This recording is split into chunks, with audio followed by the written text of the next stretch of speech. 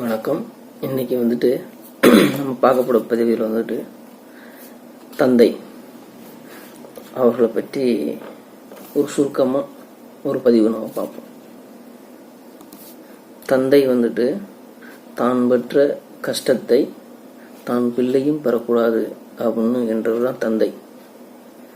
தான் பார்க்காத உலகத்தையும் தான் பிள்ளை பார்க்க வேண்டும் அப்படின்னு, உதாரணத்துக்கு ஒரு கோவிலுக்கு போகிறோன்னு வைங்களேன். கோவில் சன்னதியை வந்துட்டு சாமியை பார்க்கும்போது உயரமாக இருக்கிற தந்தை வந்துட்டு பார்த்துருவார். ஆனால் குழந்தையா இருக்க நம்ம பார்க்க முடியாது. ஆனால் தந்தை வந்துட்டு தன் தோள்களில் சுமந்து தான் பார்க்கக்கூடிய தெய்வத்தை தான் பிள்ளைகளும் பார்க்க வேண்டும் என்று அந்த தோள்களில் சுமந்து தன் பிள்ளைகளுக்கு வந்துட்டு அந்த தெய்வத்தை காட்டுவார். அதுதான் வந்துட்டு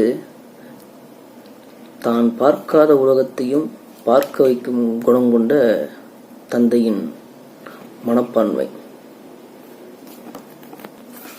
ஒரு விவசாய வீட்டு தந்தை வந்துட்டு தான் பிள்ளைகள் வந்துட்டு தான் படுற கஷ்டங்களையும் தான் பிள்ளைகளும் படக்கூடாது அப்படிங்கிறதுக்காக தான் பிள்ளைகளை நன்கு படிக்க வைத்து அந்த படிப்பை பிள்ளைகளுக்கு பெற்றுத்தருவதற்கு தந்தைகள் போராடும் போராட்டங்கள் வந்துட்டு ஏராளம். அதில் வந்துட்டு ஒரு குறிப்பாக வந்துட்டு இப்போ நம்ம இந்த பதிவில் வந்து பார்ப்போம். அதுக்கு முன்னாடி நம்ம சேனலை சப்ஸ்கிரைப் பண்ணாதவங்க நம்ம சேனலை சப்ஸ்கிரைப் பண்ணுங்க. ஒரு குழந்தைக்கு தன்னுடைய தந்தை வந்துட்டு குழந்தையோட 5 வயதுகளில் வந்துட்டு தந்தை தான் வந்துட்டு ஒரு ஹீரோவாக தெரிவார். தன் தந்தையிடம் எது கேட்டாலும் கிடைக்கும் அப்படிங்கிற நம்பிக்கையும் ஆறுதலும் அந்த குழந்தைக்கு தன்னோட 5 வயதுகளில் வந்துட்டு தன் குழந்தைக்கு தெரியும். அதுபோலதான் குழந்தையோட 7வது வயதில் வந்துட்டு அறிவுரை கூறக்கூடிய தகுதியான என் தந்தைக்கு எல்லாம் தெரியும் அப்படிங்கிற ஒரு இது வந்துட்டு குழந்தைகளுக்கு தெரியும். அதே போலதான் குழந்தைகளுக்கு 10 வயது நிரம்பும் பொழுது வந்துட்டு என் தந்தைக்கு பல விஷயங்கள் பற்றியும் அதற்கு தீர்வு காணக்கூடிய விதங்களும் எல்லாமே தெரியும் அப்படிங்கிற தந்தை மேல் ஒரு மனப்பான்மை தோன்றும். அதே போல 15 வயது ஆகிவிட்டதுக்கு அப்புறம் என் தந்தைக்கு ஒன்றுமே தெரியாது அப்படின்னு சொல்ற மனப்பான்மை வந்து உருவாகும். ஏன்னா அப்பங்களில் வந்துட்டு குழந்தைகளுக்கு வந்துட்டு அவர்களுக்குள்ள ஒரு உணர்வுகள் ஏற்படும். அந்த உணர்வுகள் வந்துட்டு தந்தைக்கு விட நமக்கு கொஞ்சம் ஓரளவுக்கு அறிவு வளர்ச்சி ஏற்பட்டுச்சுன்னு ஒரு நினைப்பு தான் வந்து அந்த மனப்பான்மையை வந்துட்டு நமக்கு வந்துட்டு கொண்டு வரும். அதே இது 21 வயசு ஆயிடுச்சுங்களேன், அவன் வந்து என்ன சொல்லுவான்னா, அவரா காலம் மாறிப்போச்சு, இன்னமும் அதே பழைய பஞ்சாங்கத்தையே பிடிச்சிக்கிட்டு தூங்கிக்கிட்டு இருக்காரு அப்படிங்கிற ஒரு மனப்பான்மை வந்துட்டு அந்த குழந்தைக்கு வந்துட்டு இருக்கும். அதே ஒரு 30 வயசு ஆனதுக்கப்புறம் குழந்தையா இருக்கும் பொழுது அவர் தான் வந்துட்டு பல விஷயங்களுக்கு வந்துட்டு விடை கொடுப்பவராக இருந்தவர் வந்துட்டு 30 வயசு ஆனதுக்கப்புறம் அவர்கிட்ட போய் யோசனை கேட்கவா, அவருக்கு என்ன தெரியும் அப்படின்னு ஒரு மனப்பான்மை வர்ற அளவுக்கு தாங்கள் தான் வந்துட்டு அவர்களோட அறிவில் சிறந்ததாக வந்துட்டு எண்ணி கூடிய வயது தான் வந்துட்டு அந்த 30 வயது நிரம்பிய இளமை பருவம். 30 வயதுக்கு அப்புறம் வந்துட்டு அவனுக்கு ஒரு கல்யாணம் முடியும் போது அப்பங்களை தெரியும். 35 வயசு ஆனதுக்கப்புறம் அவன் சொல்லுவான், அவருக்கு ஏதோ தெரியும், அதை நம்ம சொல்றதை கேட்டுக்கிற வேண்டியதான் அப்படிங்கிற ஒரு மனப்பான்மை வந்துட்டு அந்த 35 வயசுல வந்துட்டு வரும்.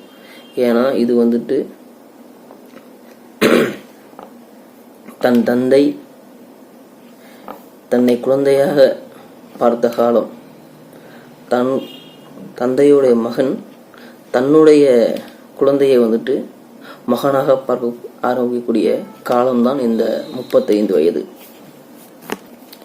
ஒரு 40 வயசு ஆன பையனுக்கு வந்துட்டு தன்னுடைய அப்பா என்ன நினைக்கிறார் அப்படிங்கிற அவர் என்ன நினைப்பார் அப்படின்ற, என்ன சொல்ல வருகிறார் அப்படிங்கின்ற அனைத்தும் புரியக்கூடிய வயது தான் வந்துட்டு, குழந்தைகளுக்கு புரியக்கூடிய வயது தான் வந்து அந்த 40 வயது.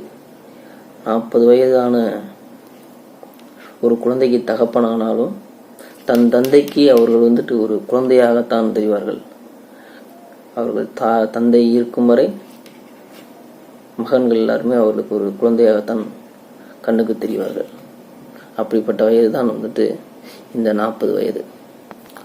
ஒரு 45 வயசு வந்ததுக்கப்புறம் சொல்லுவாங்க, எதா இருந்தாலும் ஒரு வார்த்தை அப்பாட்ட கேட்டுட்டு அவர்கிட்டோடைய கருத்தையும் கேட்டுட்டு எந்த ஒரு முடிவும் எடுக்கலாம். ஏன்னா அவங்க வந்துட்டு வாழ்ந்தவங்க, எது சொன்னாலும் கொஞ்சம் சரியாக தான் இருக்கும் அப்படின்னு தோணக்கூடிய வயசு தான் வந்துட்டு இந்த 45 வயது.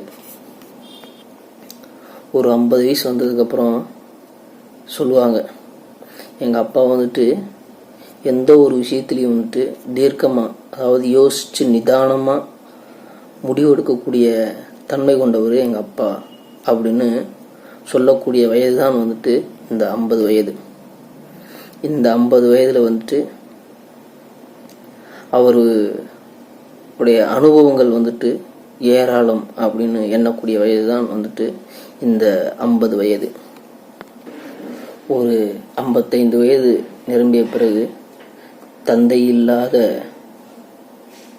பையன்கள் சொல்லக்கூடிய விஷயம் என்னன்னா, அதாவது என்னுடைய தந்தை இப்பொழுது இல்லை, ஆனால் அவர் இருந்திருந்தா அவருடைய ஆலோசனையை கேட்டு பல முடிவுகள் வந்துட்டு என்னையால் வந்துட்டு சரியான முடிவாக வந்துட்டு எடுக்க முடியும்.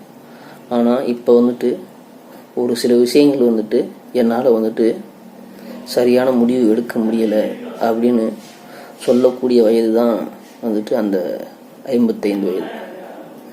அதே குழந்தையாக இருந்து வளர்ந்து 60 வயது நிரம்பி தானும் ஒரு தந்தைங்கிற முறையில் இதிலிருந்து தாத்தா அப்படிங்கின்ற ஒரு வயது முதிர்ந்த நிலைமை வரும்பொழுது அவர்கள் சொல்வது என்னன்னா, எங்கள் அப்பாவுடைய அறிவும் ஆற்றலும் நமக்கு எங்கே இருக்குது அப்படிங்கிற ஒரு மனப்பான்மை உருவாகும் போது தான் ஒரு தந்தையுடைய தன் பிள்ளைகளுக்கு சொல்லக்கூடிய விஷயங்கள், எங்கள் அப்பா எடுக்கும் முடிவு, எங்கள் அப்பா எடுக்கும் செயல்கள், எங்கள் அப்பா சொல்லும் அறிவுரைகள் எல்லாம் இப்போ உள்ள குழந்தைகளுக்கும் தன்னுடைய பேரன்களுக்கும் கிடைக்க வேண்டும் அப்படிங்கின்ற மனப்பான்மையில் தன் பிள்ளைகளுக்கும் தன் பேர பிள்ளைகளுக்கும் தங்களுடைய தாத்தா அவர் கூறிய அறிவுரைகளையும் வந்துட்டு குழந்தைகளாக இருக்கக்கூடிய குழந்தைகளுக்கு பகிர்ந்து பழமை மாறாமல் மரியாதை எல்லாம் கற்றுக்கொள்ளக்கூடிய பழமையான பழக்க வழக்கங்களை வந்துட்டு இப்பொழுது வளரக்கூடிய குழந்தைகளுக்கும் அறிவுரை மூலமாக கொடுத்து அவர்களை ஒரு ஆற்றல் மிக்க மனிதனாக வளர வைக்க வேண்டும் என்பதுக்கான பதிவு தான் இந்த ஒரு பதிவாக வந்துட்டு இந்த பதிவு வந்துட்டு உங்களிடம் வந்துட்டு பகிர்ந்து கொள்கிறேன். நன்றி, வணக்கம்.